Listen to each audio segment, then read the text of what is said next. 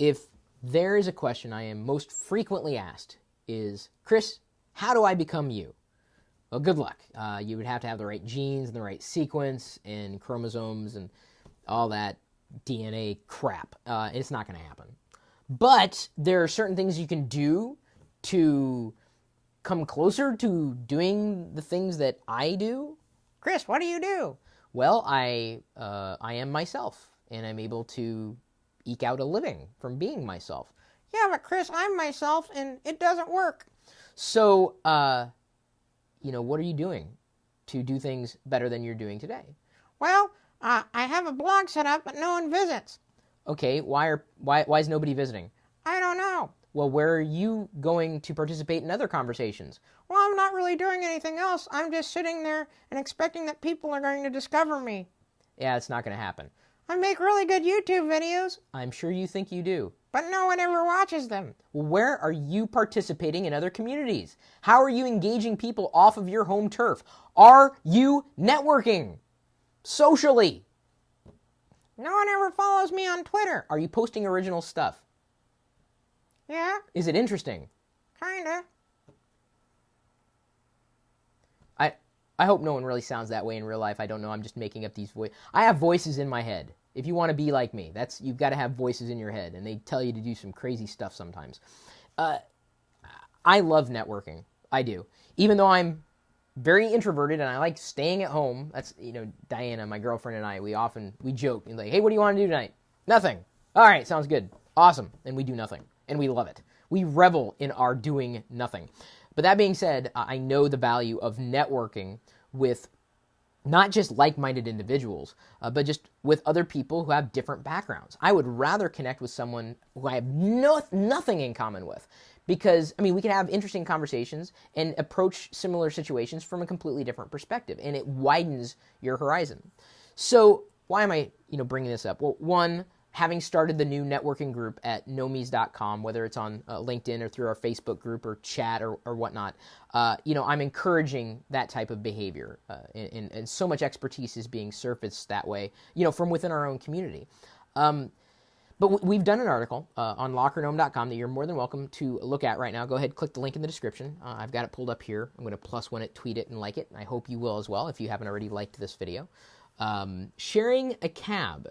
Is the fare unfair? And this is a bit of a puzzle that you can solve, but I wanted to take it to a completely different level. There are times when I go to conferences, I get out of the house and really far away from the house, like in a completely different city, sometimes a completely different country. And when I'm standing in the taxi line, I will always ask if anybody is going to the same destination. Always. Because one, it's smart. Because if we're going to the same place, we could potentially split the cab fare, and it would cost me less money to get from point A to point B.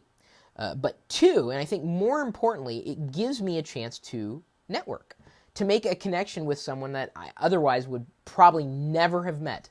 I do not mind riding in cabs with strangers. I'm sure that could backfire at some point in the future. The chances of that happening are slim, but possible. But I'm always looking for ways to connect with other people.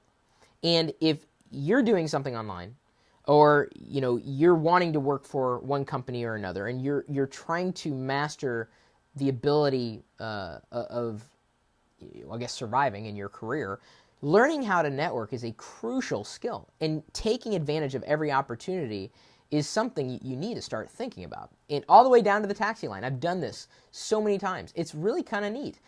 Nothing really interesting has come from that, but I've saved money and I've met people. Don't know if I've necessarily spreaded? Oh, God, that was horrible. Spread my influence, but in much the same way that I share cabs or taxis with other people, I do the same thing online. I take the same approach online. I bring you, as much as I possibly can, I bring you with me or ask you if you want to come along. Networking, whether you're doing it online or offline, is absolutely essential for your career. Unless you're incredibly lucky and rich beyond anybody's wildest imagination. And even down to spending some time in the taxi with somebody else, if you can afford to do it and they want to, split a fare, because no one's going to want to do it unless they are a friendly sort, generally speaking.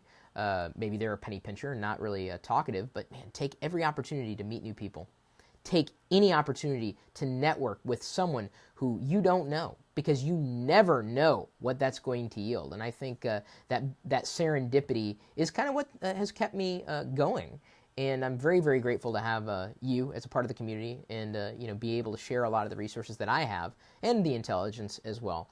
But do you really use social networking to network? Or are you just using it to share what you think other people think are interesting? How do you use it? How do you network? Do you network? Do you care about networking? I'm not talking about home networking, by the way. I'm not talking about computer networking. No Ethernet has been harmed in the recording of this video.